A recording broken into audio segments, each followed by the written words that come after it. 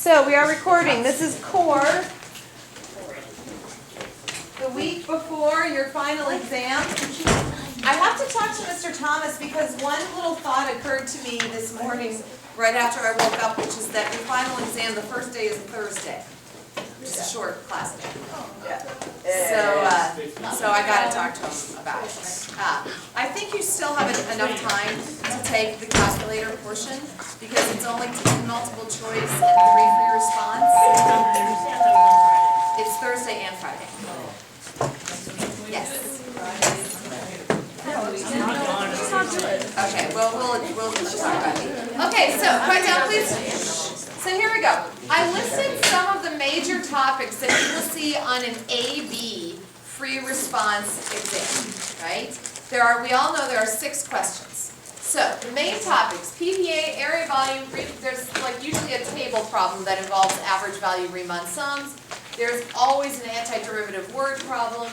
Differential equations and slope fields, curve sketching with SFTC, that's where you get the graph of the derivative, where is it increasing, decreasing, concave up, that kind of stuff. Sometimes there's a little related rates question thrown in somewhere. To adjust this for BC, we have to add 3 more major topics, right? The first topic we need to do is say, hey, it's going to be PVA, but that PVA is going to be with vectors. Okay? All right, so there will definitely, not definitely, but there's like an 85% chance there will be a PVA problem with vectors. There will be area volume, but there's going to be area volume arc length. And there could be 2 area volume questions, one with rectangular where you're doing volume by rotation, and one with polar. Now, obviously you don't know how to do polar volume, but polar area, right? That kind of thing. Polar area, polar arc length. Yes? What about parametric? Like those 3 arc length? Parametric normally go with the PVA vector stuff. And so when I teach you vectors, which is tomorrow, I will show you how they all relate. Yes, I'll put vectors / parametric. Okay. The last topic that's not in any of these, it's just its own lone wolf, is Taylor series. Right? Taylor-Maclaurin. All right, so there's your free response. If you had a really solid grasp of all of these types of free response, you'll do well. Free response, the nice thing about free response is every free response test that has ever been given by the College Board is available online with solutions, right?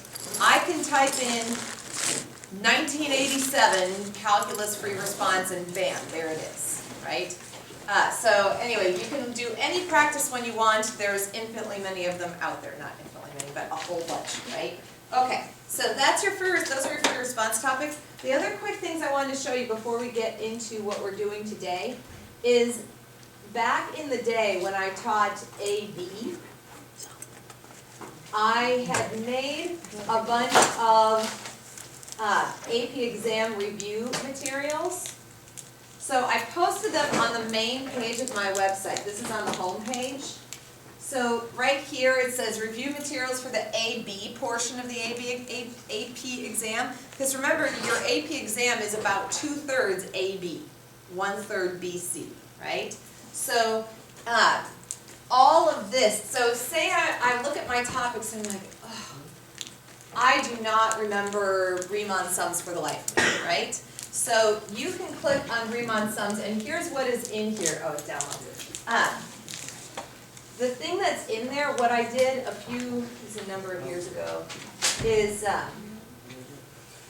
I typed up every multiple choice and free response Riemann sum related problem for all of the AP exams up into the early 2000s. And put them all in one big document, right? So every single one of these problems has Riemann sums in it. And I used to assign these while we were reviewing for the AP exam. That's why there's like circles and rectangles. But anyway, And then if you want to look at the answer key is actually, has every problem worked out. That's my messy handwriting, right? But there you go.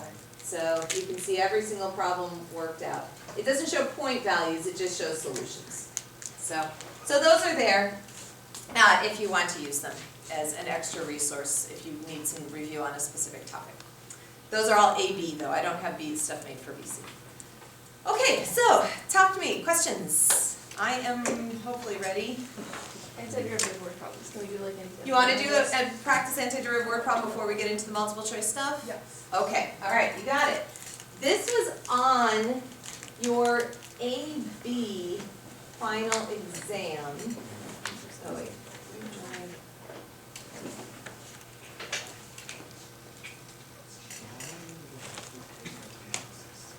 Okay.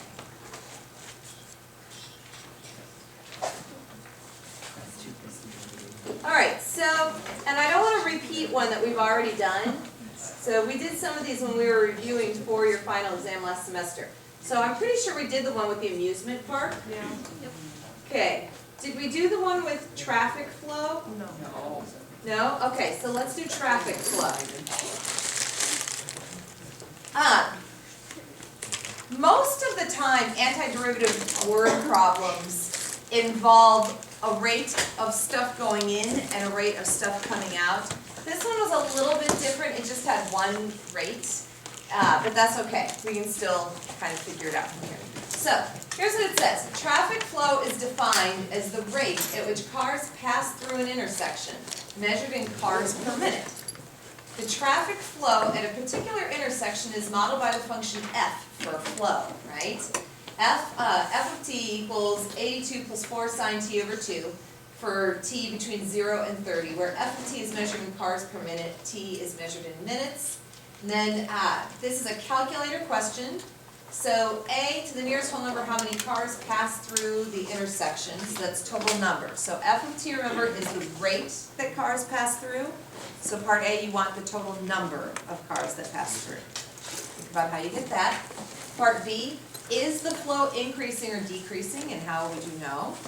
Part C, what is the average value of the traffic flow from 10 to 15? And part D, what is the average rate of change of the traffic flow? So, take a minute.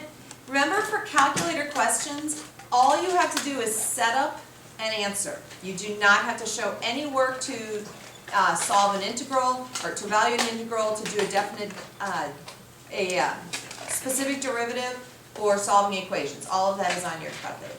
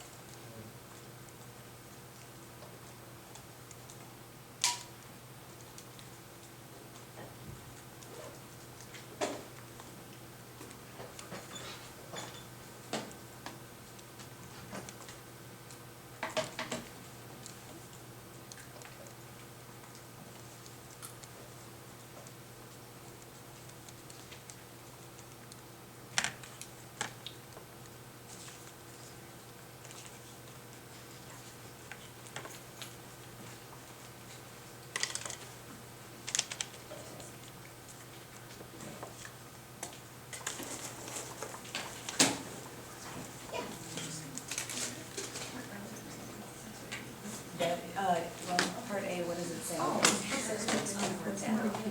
Be careful. Make sure, oh, yes. As a matter of fact, I'm not going to give any hints, yes. Yeah. Sure, 2002, is that an AB? Sure, yes, we'll do it. Okay. 2002 AB number 6. Right, got it.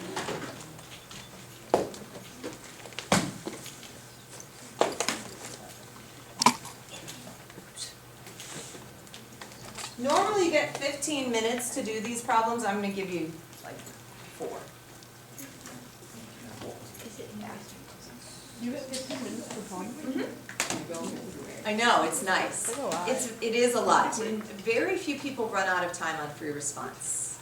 So it's nice because if you get really stuck, you can circle, skip, and you know how sometimes you skip and you think, I'll never have time to go back. You almost always have time to go back and work on those parts.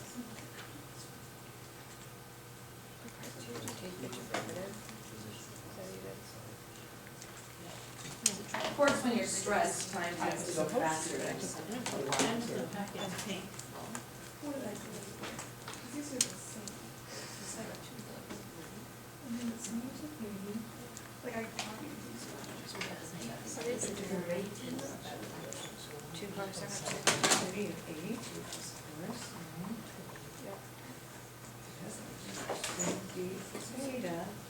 But you wouldn't know if Oh, T is wait. increasing or decreasing. I'm just gonna change it to rate. So the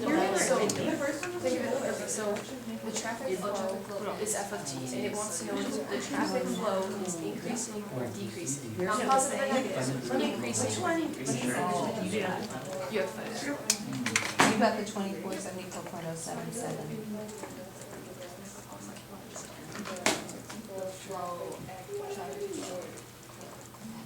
Yeah. So it's the traffic flow. Because you're right, because mathematically it's the same. It doesn't matter what the units are, the numbers should be the same. Wow, it's gonna be fun to see thing. Just do everything. What to tell you? It's a little unnerving though. Okay.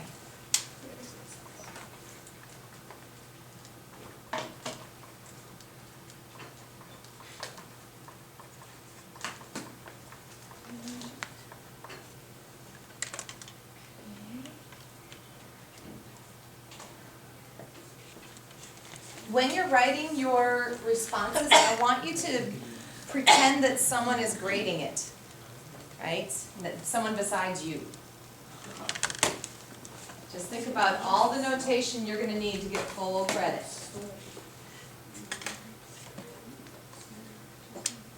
So you know what I'm implying is things like not forgetting decreases and. You did not forget this time. Oh, good.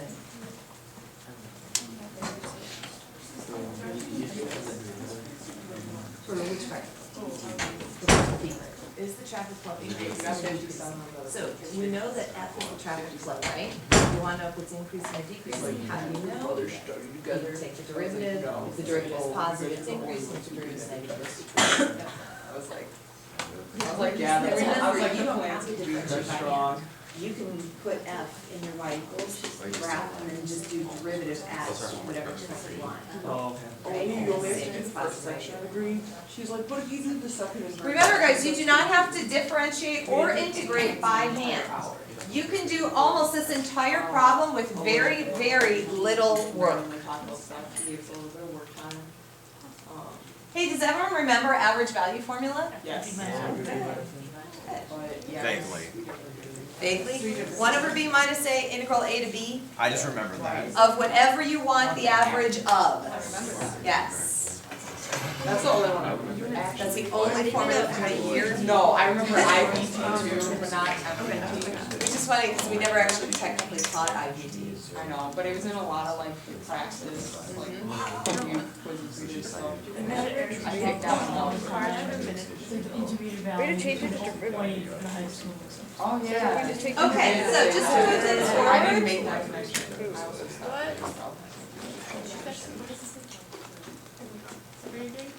Oh, this is AB, so. Okay. AB 2004. Number 1. One thing I should mention is if you need to practice antiderivative word problems, antiderivative word problems, these kinds of rate types of problems, did not emerge onto the AP exam until the 2000s. It was like 2002, 2003, somewhere around then when all of a sudden they started appearing, and then they've been on it every single year since. And I think it was because the College Board published this book called, like, it had something to do with like how awesome definite integrals were, right? And then all of a sudden they had this kind of stuff in the book, and the next thing you know, it's always on the AP exam. So, but before, so if you're looking at older exams, this won't be there, this kind of problem. So, anyway. Okay, so here we go. First part, when you have a rate and you want a total amount, you do a definite integral, right? So here, we're doing definite integral 0 to 30 of the rate, and then, your answer had to be to the nearest whole number. So if it was not rounded to the nearest whole number, you would have not gotten that third point. Make sure you have the proper, you got a point for limits. So if you have an integral 0 to 30, you got a point. The integrand includes the dt. That's your integrand. You do not have to write out the function. You can write the name of the function. Right? They're interchangeable. So 1, 2, 3, 3 points. Part B, is traffic flow increasing or decreasing at t equals 7? How do we know if something is increasing or decreasing? If the derivative is positive or negative, right? So we need to find f prime. I personally would throw f into my y equals, my y1, set my window from 0 to 30, and then I can do my integral right there, zoop on the window. I can do my derivative, zoop right there on the window, right? So, because you're just finding f prime of 7, right? So you don't have to do any work. You just use your calculator, find f prime of 7, and see if it's positive or negative. So f prime of 7 is negative. So because the derivative is negative, traffic flow is decreasing. That's all you had to write. Remember, it's a calculator question. You don't have to show that you found the derivative by hand. You just have to plug it in and do it. So you can find the corrector. As long as you knew it was negative. You could have just written, you actually could have just written f prime of 7 is less than 0. Yeah. You had a 50-50 shot at that one. Right? Bless you. I wish that would be on a Okay. Whoa. We can do that. How do I get rid of this? No, there's some that like I can't do any of it. Do what? Command Q on your laptop. Something. I can. Command Q. That's so good. Thank you.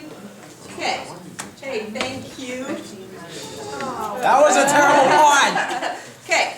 What is the average value of the traffic flow from 10 to 15? Indicate units of measure. So we want the average value of the traffic flow. 1 over 15 minus 10 times the integral from 10 to 15 of the traffic flow, which is f of t. Just set up, answer. Has to be correct in 3 decimals. That was 3 points, right? 1 point for your limits, just going 10 to 15. 1 point for the integrand, f of t dt. 1 point for the answer, 81.899. We did our last one. Pretty nice, huh? Yeah. Okay, don't you wish they were all like this? All right, part D. We want the average rate of the traffic flow. Think of this, whenever you want an average rate, think of it as the average value of the rate of change of the traffic flow, right? So, average rate of change of the traffic flow, think of it as average value of the rate of change of the traffic flow. So, if I were to set this up from 10 to 15, we'll look at the answer in a second. 1 over 15 minus 10, integral 10 to 15. What's the rate of change of the traffic flow? T. Prime of t, right? F prime of t. Hey, so this is actually just 1/5 times f of t from 10 to 15, right? So it's just 1/5 of f of 15 minus f of 10. Right, so much of these problems you can do with just a simple setup answer kind of thing. So this one, 1 point, 2 points, 1 point. So f of 15 minus f of 10 over 15 minus 10 gives you the exact same thing that I just showed you. So there's your answer. Did it say include units? Yeah. Okay. Guys, whenever it says indicate units of measure, indicate units of measure. If you notice, they didn't talk about the units and the points. That's because in this particular problem, they gave you 1 point separate for the units for C and D. All right? So even if you didn't get you knew, like, I know I have no idea what I'm doing, I'm going to write out that my answer is 45, but I know those units are cars per minute, right? Right? So pick a number, I know my units are cars per minute squared, right? And then you can still get that point for the units, right? Every point you can get is precious, so make sure you still get that point for the units even. So, all right, Cars good. per minute squared for D, I don't know. Oh, because it's the average, the units take on whatever you're finding the average of. So if we're doing the average rate of change of the traffic flow is already measured in cars per minute. And since it's the rate of change of that, it would be cars per minute per minute. Does that help? Okay. Good. So that is an antiderivative word problem. Okay, what else? Yes, Did you say yesterday that there might be vectors on free response? yes, there will be, but we haven't taught those yet, so I'm going to teach those tomorrow. There will be. There's vectors almost every year. So, so tomorrow, and your whole homework this week, and I already have it printed, I've just pulled 3 big AP free response vector problems. And that's what you're going to do tomorrow night for homework. So, good. Okay, so someone... Are you gonna hand out the review quizzes to those listeners who haven't got it yet? Yes, in class. Good. All right. So Tori, you asked me to do a specific problem. Which one Yeah, did it you was want? like 2002, number 6. 2002, number 6, and it was an AB. I think so. Okay. All right. So, by the way, if you scroll down and your year isn't there, you go up to the top and there's like there's additional years from 99. So we want 2002, number 6.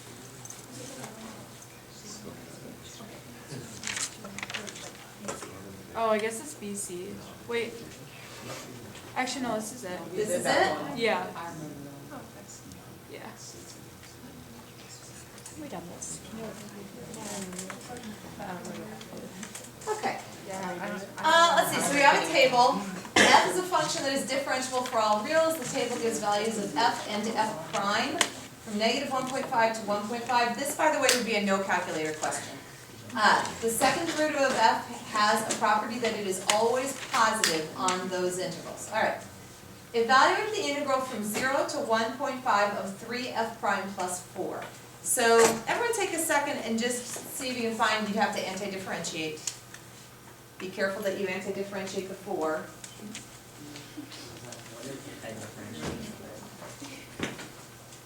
What's the antiderivative of 4? Does that just mean the integral? What? I'm Yeah, serious. yeah, same thing. Oh, yeah. What's the integral of 4? 4x. 4x. It's real easy when you do a lot of derivatives to ignore the constants, right? Just don't ignore the constant.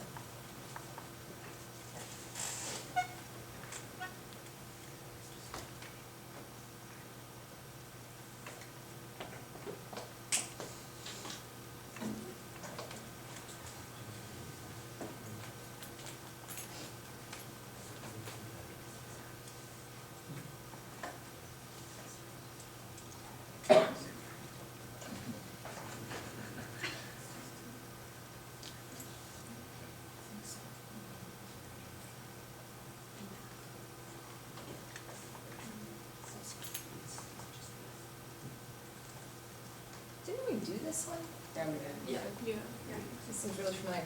Okay, well then we're going to walk through this fairly quickly. Yeah. I remember that can that be the same function, that can f and g be the same function question? Right, didn't we do, where It was. Yeah, it was on one of our that we review had to do at quizzes. home. Okay, so we've done this, all right. So, for part A then, I'm going to just pull up the solutions so that we can save time. So part A, What's that from 0?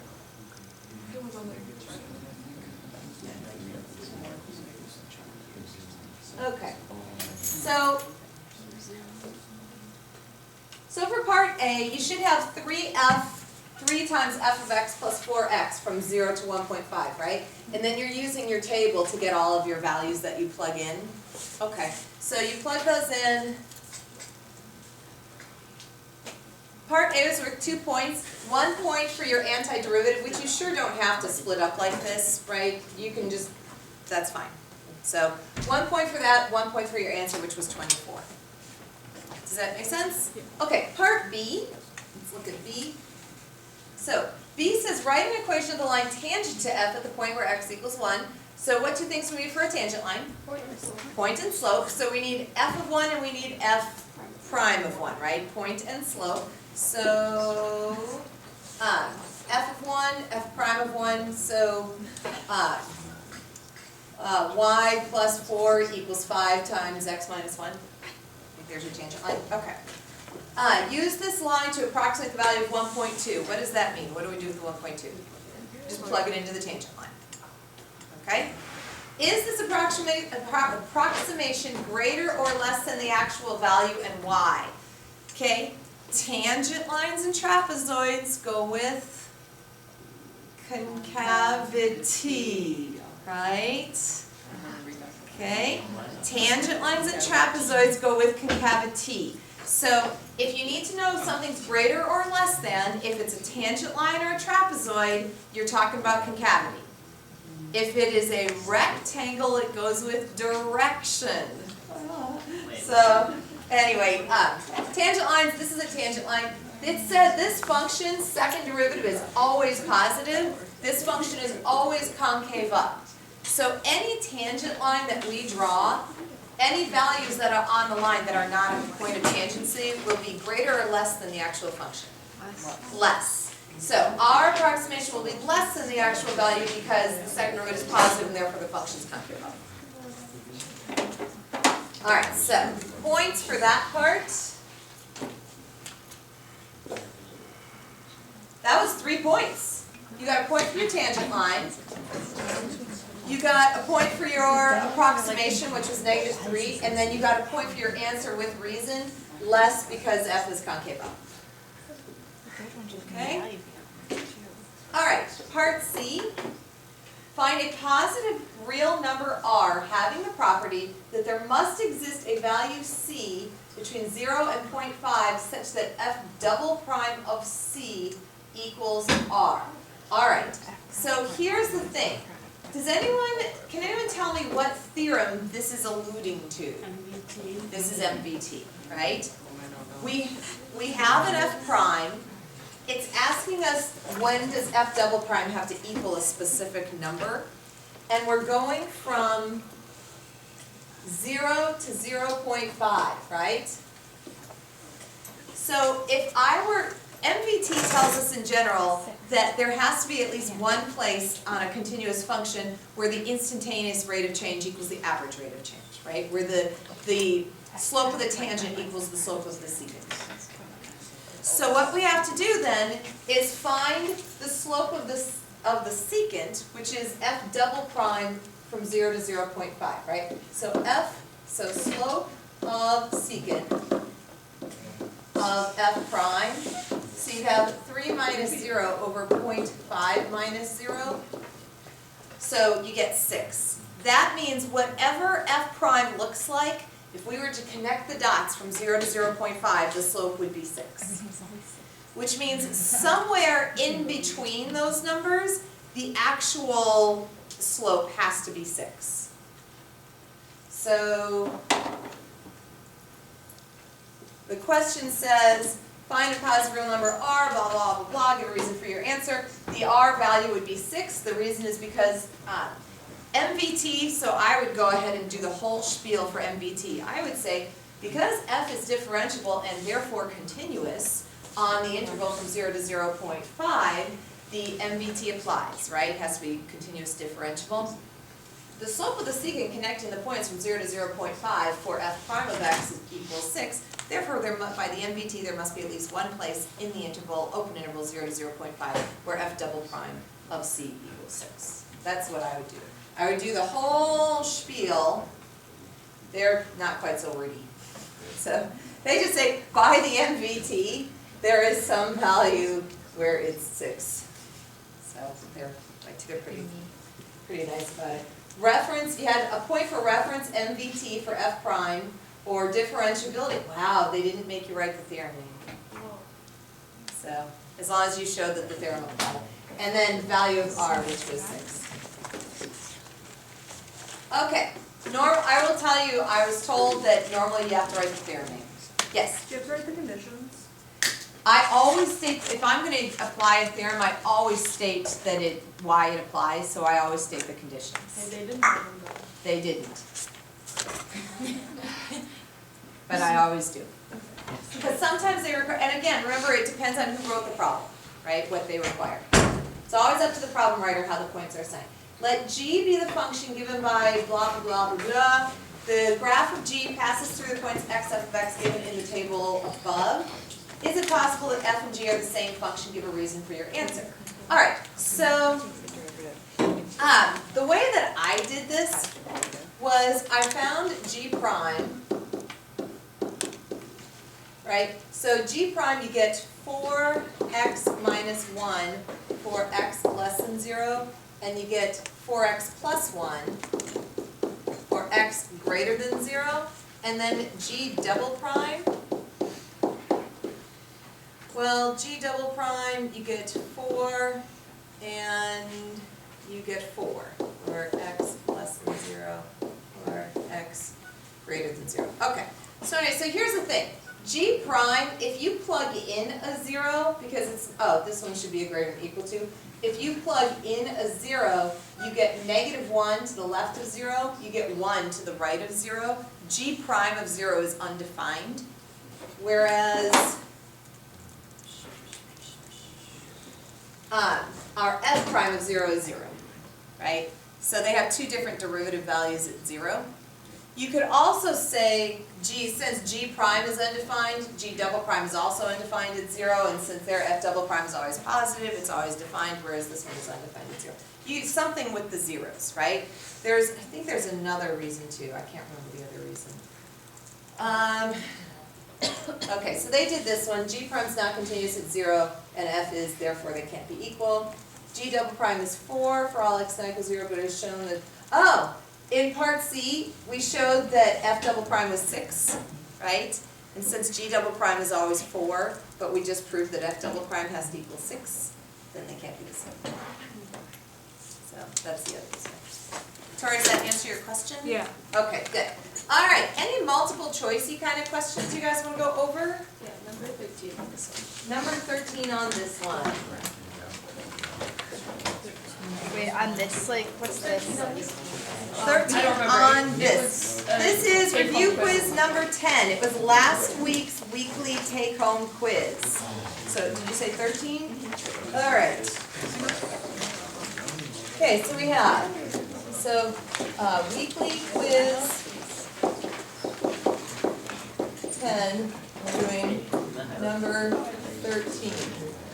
And you're given f of x equals 3ax squared plus 2bx plus 1 for x less or equal to 1, and ax to the 4th Like I did the problem. minus 4bx squared minus 3x for x greater than 1. Okay, it says if this is differentiable for all x, find b. Okay, so for something to be differentiable, the first thing you want to check is it continuous, right? This is always continuous for all values less than 1 and for all values greater than 1. So really what we really need to check is at 1, right? Okay, so this is free response, and I've seen free response questions like this before. You have to make sure when you're checking continuity that you use 3 beautiful letters. Anyone know what the beautiful letters are?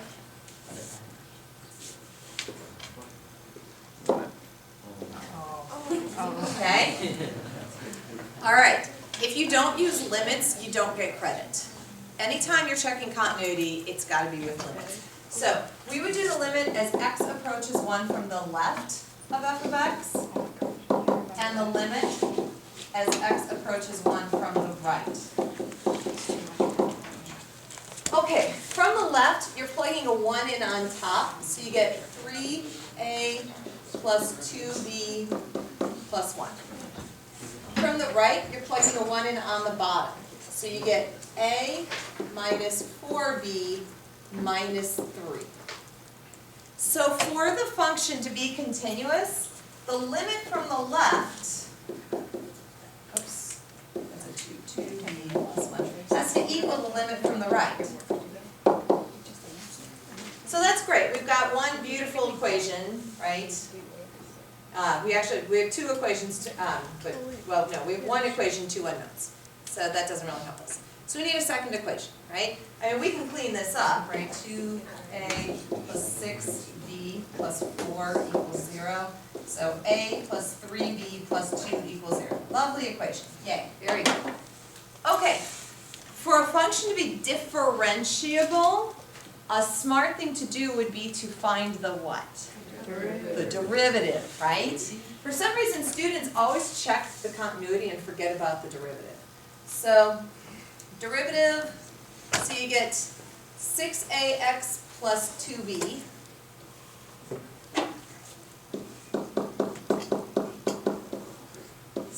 Ax plus 2b. And then you get 4ax cubed minus 8bx minus 3. 4ax cubed minus 8bx. 4ax cubed minus 8bx minus 3.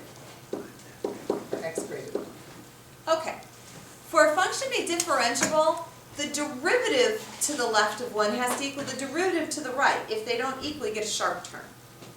So what we do is we kind of do like an f prime of 1 from the left and an f prime of 1 from the right. So from the left, when we plug in, we get 6a plus 2b. From the right, when we plug in, we get 4a minus 8b minus 3. So now we've got the equation 6a plus 2b equals 4a minus 8b minus 3. Moving it all over, so you have 2a plus 10b plus 3 equals 0. Line it up with this guy right here. I'm going to line it up with this guy so I can subtract. So 2a plus 6b plus 4 equals 0. Subtracting down, gone, 4b minus 1 equals 0, so b is a 4.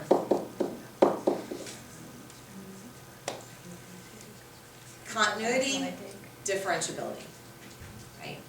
Check the limits, check the derivatives. Those are often free response questions, because they're big. What else? Wait, what was the? Can we do a Riemann sum one? A Riemann sum, we sure can. After that, can we do like a differential one, like x1 for x1? Oh, I'm sorry, Sean, I couldn't hear you. Oh, what one? Oh, just kidding, no, we don't have enough time. Oh, do you want to do just a simple multiple choice Riemann